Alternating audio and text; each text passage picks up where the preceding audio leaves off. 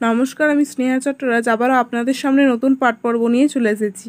ভালো লাগলে like, comment, share করতে একদমই ভুলবেন না। চলুন রাম ও নারায়ণের রামকে স্মরণ করে আজকের পাঠ পর্বটি শুরু করা যাক। আমরা যখন জল হতে সৃষ্টি হয়েছি, আমরাও যে কোনো রূপের সঙ্গে রূপ মিলাতে পারি। আমাদের কোথাও খুঁজে পাওয়া যায় না, কে দেখে খুঁজে পাওয়া যায় না, কে শোনে তাও খুঁজে পাওয়া যায় না, কে খায় কে বোঝে খুঁজে পাওয়া যায় না। শুধু শিরা উপশিরা, রক্ত মাংস অস্থি ছাড়া আর কিছু পাওয়া যায় না। ক্ষুধা এই মিটলো বলে মনে হয়, পরে আবার মেটে না। দেখা যাচ্ছে ইন্দ্রিয়ের কোনো বৃত্তিরই নিবৃত্তি হচ্ছে না, কোনো কিছুরই খুঁজে পাওয়া যাচ্ছে না। এর অর্থ কিছু নয়, মহাশূন্য রূপ নিয়ে আবার অরূপের মাঝে মিশিয়ে যাচ্ছে। প্রতি মুহূর্তে যখনই কোনো বিষয়বস্তু খুঁজতে যায়, সব অবস্থায় ফাঁকা হয়ে যাচ্ছে আর হয় হতাশ। এই যে থেকেও ফাঁকার অবস্থা হয়ে যাচ্ছে, এটা বড় স্তরের কথা। ফাঁকার রূপ থাকতে পারে না, আবার রূপ আছে কিন্তু মীমাংসায় আনা যায় না। তোমাদের বুদ্ধি আছে, বুঝ আছে, বলো তো, যাকে বোঝা যায় না, যাকে খুঁজে পাওয়া যায় না, যাকে ধরা যায় না, সে কোন স্তরে?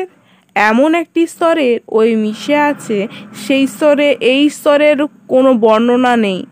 যখনই বুঝি বলে মনে হয়, দেখি বলে মনে হয়, আর শুনি বলে মনে হয়, তখনই ভাবনার মাঝে নাগাল খুঁজে পাওয়া যায় না, কোনো অতলে হারিয়ে যায়। সেটাই জানি না। যার শূন্যের কোনো পূর্ব পরিচয় নেই, যার পরিচয় খুঁজে পাওয়া যায় না, তাকে কোনো বিষয় বস্তুর মধ্যে ফেলা উচিত নয়, কিন্তু পরিচয় নিশ্চয় আছে। আকাশের পানে চাহিয়া বলি নীল, আকাশ যে নীল তার খুঁজে পাই না।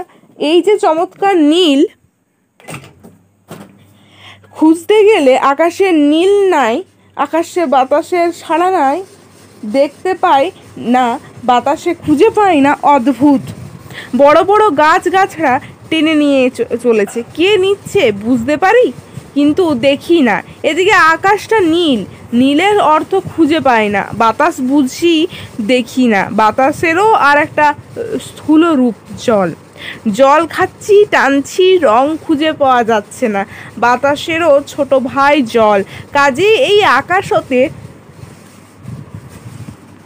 এই বাতাস হতে শুধু এই শিক্ষাই নাও, এই জীবজগতের শিক্ষা। বুঝতে পেরেছ? আমার এক শিষ্য অন্য আরেকজনের চোখ নিয়ে চলেছে, দেখছে, আর একজন হাত গেছে, পা গেছে, তবুও বুঝে। কে বুঝে? নাড়ি ভুড়ি, রক্ত, শিরা উপশিরা কে বোঝে? বুঝে কে? কজন? সেটাও বুঝে না। কেমন বুঝবে? কেমন করে তা বুঝবে বলো? আকাশ নীল, নীল নেই। জল আছে, রং নেই। বাতাস আছে, রূপ নেই। কোথায় কে যায়? কে বুঝে? ব্রেনে যায়, মাথায়, কিন্তু কেমনে বুঝে? বোঝা যায় না। কোথায় কি আছে খুঁজে পাওয়া যায় না, কারণ আমরাও সেই সব না পাওয়ার বস্তু হতে এসেছি। তাহলে আমরা মিশেছিলাম অনিমার শক্তিতে, আমরা অণু দিয়েছিলাম শূন্যের সাথে, ফাঁকার সাথে রং মিলিয়ে ফাঁকার অবস্থায় দিয়েছিলাম। নাই হলে না দিয়েছিলাম, হ্যাঁ হলে হ্যাঁ হয়েছিল। যে কোনো অবস্থারই হোক, সেই এক অবস্থাতে ছিলাম। ক্ষুধা লাগছে, খাচ্ছি, আবার ক্ষুধা লাগছে না, খাচ্ছি না। সবই তৃপ্তি। যত মিটাতে পারি ততই লাভ, পরেই আবার দরকার হবে, কোনোদিনেই ভরবে না এই তৃপ্তি। আমরা এই খালি জায়গা হতে এসছি, কাজেই এই খালি জায়গা আর ভরে না। এটাই একটা অবস্থা। তারপর যখন এসেছো বুঝতে পারছো। কে বুঝে? দরকার নেই। যে বুঝেন সে বুঝুক, না বুঝে না বুঝুক। এক কোদাল মাটি যদি কাটতে পারে, তবে লক্ষ কোদাল দিয়ে একটা গর্তও করতে পারে, এবং সেই গর্ত নদীও হয়ে যেতে পারে। ভালো মন্দ বিচারের যখন বুদ্ধি আছে, স্বাদ বিষাদ ভুল ত্রুটি বুঝার ক্ষমতা যখন আছে, কে বুঝে তাহা খুঁজে না পেলেও তাকে পাক না খাইও। যতটুকু বুঝবার ততটুকু বুঝাই যথেষ্ট।